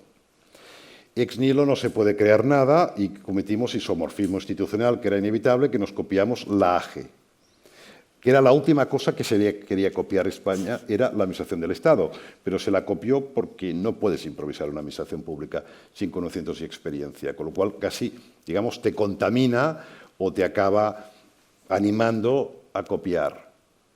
No nos la tomamos muy en serio los políticos que han dirigido la Generalitat de Cataluña durante sucesivas décadas, pero funcionamos muy bien, porque teníamos entusiasmo, porque teníamos ganas de cambiar las políticas de los servicios públicos y porque la gente era muy joven y la falta de profesionalidad se suplía con una motivación espectacular. Y hubo un momento que las administraciones públicas catalanas, la Generalitat de Cataluña, era un modelo para toda España y una fuente de inspiración. Pero claro, esta dejadez política, estoy hablando de un caso extremo de lo que está sucediendo a todas las administraciones públicas del país, hablando en este caso de España. Un caso extremo de dejación política, de que no te preocupas por la máquina, los empleados públicos van envejeciendo y pierden la motivación, y entran rápidamente en decadencia porque, repito, la escalera va para abajo y tú tienes que hacer mucho esfuerzo para ir por arriba. Y eso es lo que nos hace falta ahora, y ahora yo creo que es un buen momento, porque o hacemos eso o la administración pública, ahora me voy a poner apocalíptico, conceptualmente desaparece. Desaparece y los espacios los ocupa el mercado. Y recordemos que defender la administración pública lo ha hecho Eloisa, porque Eloisa además tiene esta sensibilidad, porque ha estudiado mucho políticas sociales y sanitarias, pero para aquellos que no tienen nada, solo tienen la administración pública. Y eso sí, que dejar abandonada a la administración pública es dejar abandonada a toda la parte vulnerable de la sociedad, que cada vez es más amplia. Con lo cual creo que estos temas que hemos debatido, no sé si de interés o no interés, con acierto o no acierto, son muy importantes, y agradecemos a la Fundación Ernest Lluch y a la Caixa pues, que nos hayan dado oportunidad, que eso es muy raro, que dos personas delante de un auditorio puedan hablar de los problemas de la administración pública. Desde luego.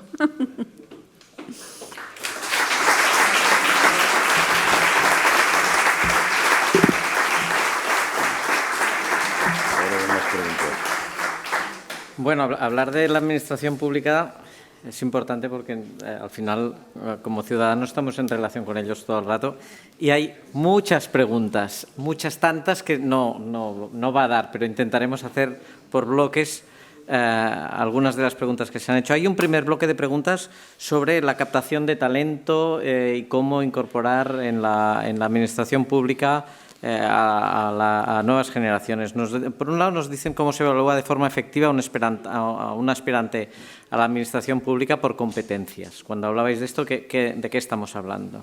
En relación con eso también nos dicen cómo medir el mérito mayor en la selección de funcionarios. ¿Cuáles deben ser los méritos? Que en realidad va bastante conjunta con la anterior. Nos dicen si no debería existir un MIR para las administraciones públicas, si se ha planteado, si tiene sentido.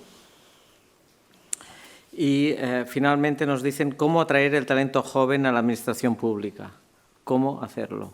Este sería un primer bloque. Dispara con las competencias. Sí, no, hay distintos mecanismos para hacerlo y sería una combinación de ellos y luego ir afinando. Primero tienes un test, por ejemplo, el test de inteligencia. Los psicólogos de la evaluación dicen que el mejor predictor de un buen profesional es que sea inteligente, con lo cual test de inteligencia. Segundo, test de personalidad, pero no personalidad para ver si es psicópata o no, que también es bueno saberlo, sino básicamente por si es, digamos, tiene capacidad para trabajar de forma colaborativa, que es la nueva forma de trabajo en equipo. Estos dos elementos, los psicólogos dicen que funcionan muy bien, son claramente predictivos y son totalmente neutrales. Luego, a partir de aquí, lo que hace falta son pruebas de competencias prácticas. Podemos utilizar lo de la Unión Europea, que va desde que te encierran en un despacho, te mandan 100 emails de golpe, te dan 3 horas para que digieras esta información. Como el mundo real, tú recibes de golpe 100 emails y tienes que discriminar cuáles son importantes, cuáles no. Entre los importantes, ver los elementos transversales, viene un tribunal, te hace unas cuantas preguntas y ve tus capacidades analíticas, ¿no? Ese tipo de pruebas combinadas, eso es lo que se trataría de hacer. Yo haría estos tipos de test, que además son fáciles, mecánicos, etc. Esto lo que he dicho al principio es básicamente lo que hace la Unión Europea, ¿eh? Pero hay experiencias magníficas, ¿eh? Porque eso ya se está utilizando, ¿eh? El Ayuntamiento de Barcelona a los interinos los está seleccionando por competencias y me dicen que hay un antes y después, entre los que entraban antes y los que entran ahora. Y luego, obviamente, los forman y les dan cursos, porque, claro, luego tienen un desconocimiento absoluto de dónde trabajan. Tienes que explicar dónde trabajan, qué son los valores públicos. Claro, eso hay que hacer una formación de entrada. Luego tienen una formación práctica, donde tienen tutores, coach, que los van llevando. Y a partir de aquí superan y entran de momento interinos. Y tienen otros como, mira, el ayuntamiento, no sé si es el de Tarrasa, que hace prueba una redacción. Una redacción. Nos quitaría unos cuantos psicópatas de los que ya tenemos el test. Pero yo creo que ese ya es un incentivo para atraer a los jóvenes, porque no tienen que estar encerrados durante 4 años en su casa preparando una oposición, ¿no? Entonces es mucho más fácil al menos probar para ver si puedes trabajar o no en la administración pública. Es verdad que luego habría que adaptar las pruebas, y de hecho en parte es así, para ver qué tipo de funcionarios quiere ser, porque ahora mismo tenemos muchos funcionarios en la administración. Probablemente Carlas y yo nos pondríamos de acuerdo en que algunas profesiones no tienen que estar funcionarizadas, sino laboralizadas. O sea, antes tenía sentido tener una administración pública con muchos funcionarios, porque los funcionarios habían pasado por un proceso selectivo en una sociedad del siglo XIX, donde no todo el mundo, o de principios del siglo XIX, donde no todo el mundo tenía acceso a la educación. Ser funcionario implicaba que habías tenido que estudiar y que pasabas un examen, ¿no? Entonces tenía sentido que tuviéramos una fuerza funcionarial que había pasado todo ese proceso, y sigue teniendo sentido que algunas profesiones se reserven para funcionarios estrictamente. Pero a lo mejor ya no tiene tanto sentido que otras profesiones tengas que ser funcionario, ¿no? Entonces, pues también habría que adaptar las pruebas selectivas al tipo de profesión que quieres hacer. No es lo mismo ser un policía nacional que un juez, que un profesor de universidad o de un colegio, y las pruebas tendrían que seguramente ser muy diferentes. Aparte del contenido de las propias pruebas, las pruebas en sí tendrían que ser diferentes.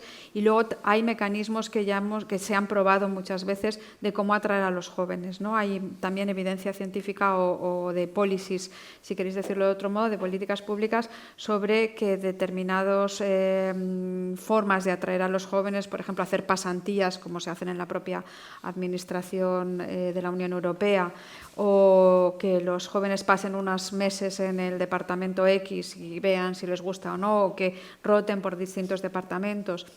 En las universidades privadas se hacen muchas veces eso. En la administración pública de Estados Unidos, a los mejores estudiantes, la administración va a las universidades a atraerles. Eso es lo que se llama el reclutamiento, que nosotros lo usamos mal, en España usamos mal ese concepto, pero que en realidad es un proceso de reclutamiento que sirve para atraer a la gente. Ya se pone en práctica para atraer, por ejemplo, en el ejército, stand del ejército para que la gente no sé cómo se dice el concepto de, ¿no? Afiliarse al ejército, no, reclutar. Es decir, que hay distintos mecanismos, ¿no? Se puede trabajar temporalmente en la administración para atraer. Y cada vez, antes la administración era impensable que se acercase a los jóvenes, porque era un sitio al que tú tenías que ir si querías trabajar en la administración. Pero ante los problemas de reclutamiento que están teniendo ahora y de incluso de selección, muchas administraciones hacen ese esfuerzo de ir a las universidades a contar las cosas tan preciosas que se hacen en la administración, porque es que en la administración se hacen cosas valiosísimas para toda la ciudadanía, ¿no? Y además puedes trabajar en cualquier, aquí estoy vendiendo a la administración, en cualquier sector de política pública, en el medioambiental, en la justicia, en interior, en exterior, etcétera. Cosas maravillosas que están orientadas al interés general. Los jóvenes no son tontos. Si tú trabajas en la administración pública vas a cobrar el doble que el sector privado. Porque si entras en una A1, cobras justo el doble solo de entrar. Y segundo, esto ya es un poco conocerlo, pero es un ámbito enormemente polivalente, donde tú entras para ocupar un puesto aparentemente y luego se te abre un mundo, claro, si estás en un pequeño ayuntamiento o en un ámbito muy sectorial específico no, pero se te abre un mundo espectacular de posibilidades donde tú, en función de tus actitudes y tus expectativas, yo al fin y al cabo entré en la administración pública para ser profesor de ciencia política y he hecho de todo menos ser profesor de ciencia política. Hay cosas que me han interesado más, etcétera, porque es como todo un mundo. Y si te gustan las políticas sociales, vas allí, sanitarias, etcétera, cambias. Es un sitio magnífico para trabajar. Bueno, yo os voy a hacer un minuto de publicidad con el CSIC, que es el principal organismo de investigación en España. Somos 15.000 personas, nada menos, y tenemos un montón de programas para atraer el talento de los jóvenes, ¿no? Por ejemplo, los contratos de predoctorales, pero también lo que llamamos las JAE Intro, que son para gente que está haciendo la carrera y quiere pasar unos meses en un laboratorio CSIC de ciencias sociales, de humanidades o de ciencias, vamos a llamarlas duras. Lo hacemos también, pero también incluso en los colegios. O sea, es que vamos a los colegios, a los niños, ya no al instituto, ¿no? Ni a la universidad, a los coles para decir qué es lo que se hace ahí, ¿no? Para traer vocaciones STEM, vocaciones científicas.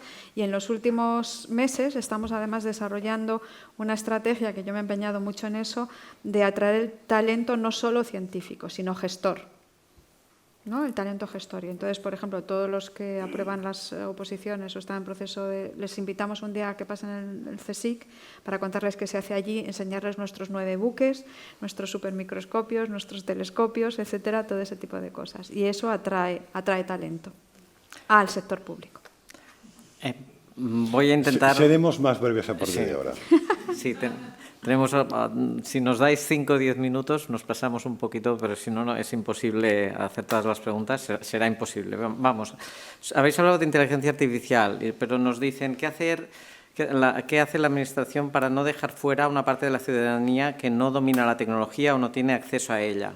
Y estoy pensando, por ejemplo, en el ingreso mínimo vital, que no ha llegado a mucha gente. Nos decían desde el Ayuntamiento de Barcelona, por ejemplo, que el 20% de la población no tenía email, con lo cual ya era imposible, ya no era el conocimiento digital, sino llegar. Es decir, muchas veces la Administración puede recibir demandas, pero muchas veces tiene que ir a buscar cómo lo hace, cómo hacerlo para que no pase, no dejar fuera a esta gente. Y esto lo enlazo con otra pregunta que nos dicen: la Administración pública transmite mensajes al ciudadano de poder y control, más que de transmitir la idea de que es gestora, administradora de recursos y derechos muchas veces. Dice, ¿cómo convencer al ciudadano de la necesidad de la existencia de la Administración?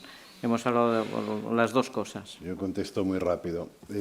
Primero, la Administración digital, ya lo hemos dicho, tiene que ser híbrida, presencial y, por lo tanto, no ser una barrera nunca, jamás, para las personas más vulnerables. Segundo, la inteligencia artificial nos tiene que ayudar, precisamente, para poder ayudar a estas personas vulnerables. Hoy mismo leía en el periódico, creo que en El País, de que hay un porcentaje espectacular de personas que podían optar a una beca de estudios, no optan por desconocimiento, por eso, porque no tienen los mecanismos ni tienen los conocimientos. Y aquí voy a contar una pequeña experiencia que tiene el Ayuntamiento de Barcelona, que tiene una unidad muy bonita que es de innovación en servicios sociales, donde utilizó la inteligencia artificial con todo su Big Data en servicios sociales, vio que este Big Data era insuficiente, pidió el Big Data de la Generalitat de Cataluña, porque claro, también presta servicios sociales, y luego pidió muchísima información a la agencia tributaria. Pidió tanta información que la agencia tributaria incluso se mosqueó y fue a verar, no sé, que querían crear una agencia fiscal independiente.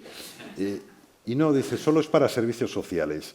Y el tema es que cruzando todos estos datos, detectaron fraude en ayudas sociales, pero esto era lo de menos, sino que detectaron que había una bolsa de pobreza de 100 familias en el medio del barrio más rico de Barcelona, en Sarriá, que eran familias que nadie prestaba servicios, no hay servicios sociales en el barrio de Sarriá por parte del ayuntamiento y además forman parte, digamos, de un entorno social que no es muy proclive a ir a pedir ayuda o socorro a la administración pública. Y ellos, de forma proactiva, y tienen todo mapeado, todo Barcelona, aquello manzana a manzana, cuadra a cuadra, que dirían en América Latina, donde se ve todas las unidades sociales y todos los servicios públicos que están a su servicio.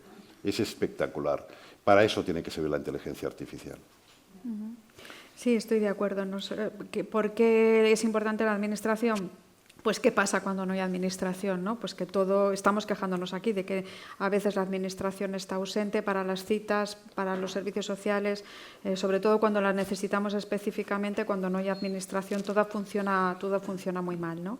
Y luego es verdad que la administración, por ejemplo, en el caso del ingreso mínimo vital, que yo analicé mucho ese caso, que estaba trabajando en AIDEF y me tocó en parte hacer la evaluación del ingreso mínimo vital, la principal razón por la que los ciudadanos no la recibían no era eso, no eran las trabas burocráticas, si quieren decirlo de otra manera. Eran más razones vinculadas pueden ser a veces de estigma, de no reconocerte como pobre o de que lo que tú ganas respecto a lo que con el ingreso mínimo vital respecto a los ingresos que tenías, la diferencia era de 5 euros y entonces no te molestas en pedir esa prestación, pero también obviamente hay una parte que tiene que ver con las trabas y ahí con las trabas y con la inteligencia. Y ahí la administración tiene que llegar. En el caso del ingreso mínimo vital es que incluso se llamó por teléfono a las personas para animarles a pedir el ingreso mínimo vital. Es comprensible, completamente comprensible, que en las prestaciones o trámites a las empresas se les obligue a utilizar la administración electrónica. Eso está claro que es una forma en que las empresas rápidamente se ponen al día de la administración electrónica, pero no es comprensible que eso se solicite a las personas corrientes y molientes, ¿no? Porque a veces no tienen todavía la formación. Y estamos presionando mucho a los bancos, por ejemplo, para que hagan esa ayuda a la ciudadanía. El señor del banco te sale y enseña a las personas a usar el cajero y otras cosas, y sin embargo ese esfuerzo, yo soy muy crítica, no lo estamos haciendo en la administración y deberíamos hacerlo. Un último bloque, al menos intentamos hacer 4 preguntas juntas sobre reformas.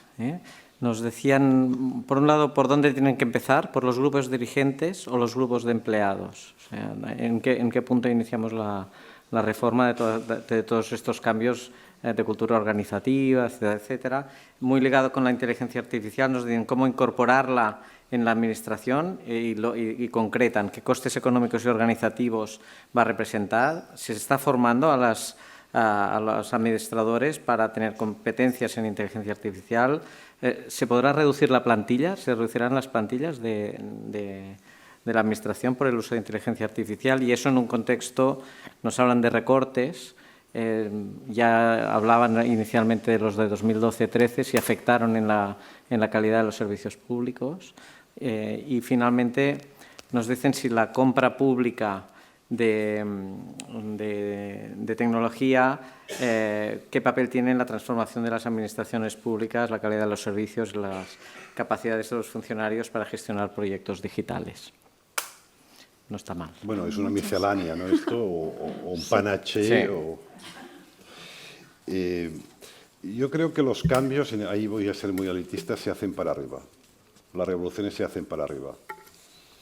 Si no se transforma la cultura política, que se tomen un poco en serio más la administración pública, no va a servir de nada, pero si no tenemos, por ejemplo, dirección pública profesional, es decir, una élite de la administración pública, lo que son sus directivos más o menos estables y garantizando que tenga las competencias, tú ya puedes hacer cursos de formación, de calidad de servicios a los conserjes, que si no tienes directivos capacitados, pues no va a funcionar absolutamente nada.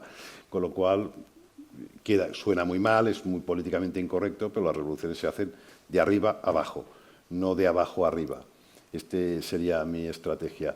Con el tema de la inteligencia artificial, obvio. A ver, los pronósticos son que el impacto general del mercado laboral será entre 30 y el 60% de los empleos actuales van a desaparecer. Cierto que se van a crear muchos, no se sabe si más o si menos, o si mucho menos, gracias a esta tecnología. En el caso de la administración pública, haciendo cálculos muy intuitivos, yo creo que estimé que habría un impacto del 30%, es decir, el 30% de los actuales empleados van a desaparecer sus puestos porque van a ser objeto de automatización.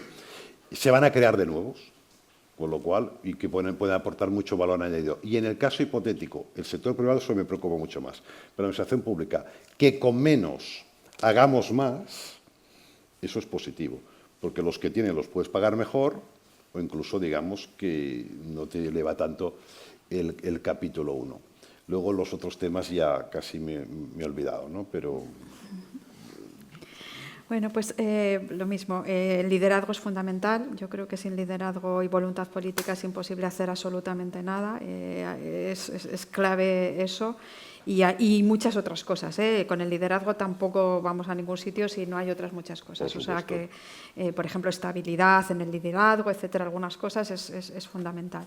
Después yo creo que sí se van a perder puestos de trabajo, pero se van a ganar otros. Y en la propia administración pública, porque no solo se transforma la inteligencia artificial, tenemos otros muchos estímulos y problemas que atender, como por ejemplo el envejecimiento de la población. Pasarán a ser más importantes los puestos vinculados al cuidado de las personas, por ejemplo. Se perderán determinado tipo de puestos que ahora llamamos intermedios, afectarán más a la clase media, la pérdida de puestos, y menos a las clases pensantes, las que intelectualmente son las que piensan, esas no les van a afectar tanto. A las clases bajas tradicionalmente o desfavorecidas tradicionalmente con trabajos precarios relacionados con el cuidado de otras personas, pues el globo y todo este tipo de cosas, estos no van a perder su trabajo. Los que van a perder su trabajo más bien son las clases medias acostumbradas a tener un trabajo pues, de bancario, de gestor, etcétera, y tendremos que ver dónde se reacomodan, porque si se reacomodan abajo van a sentirse muy frustradas en la parte de los trabajos bajos, a no ser que demos más importancia a, por ejemplo, los trabajos de los cuidados. Y si no, se tendrán que acomodar en los trabajos más creativos, en los que una máquina todavía no te puede sustituir. Eso yo creo que pasará. Luego, la compra pública innovadora para mí es fundamental, ¿no? Una de las cosas que hace que las administraciones y el país en su conjunto avancen tecnológica y científicamente es la compra pública innovadora que promueven las administraciones públicas. Es que las administraciones, aunque nos parezcan muy viejas, muy antiguas, muy de todo, en realidad promueven mucho la innovación, ¿no? Yo os puedo hablar de mi propia experiencia en el CSIC. Nosotros pedimos la fabricación de tecnología científica de última generación que hasta ahora no se había fabricado en España y que gracias a la compra pública innovadora en la que invierten las administraciones empiezan a fabricar y a hacer algunas cosas.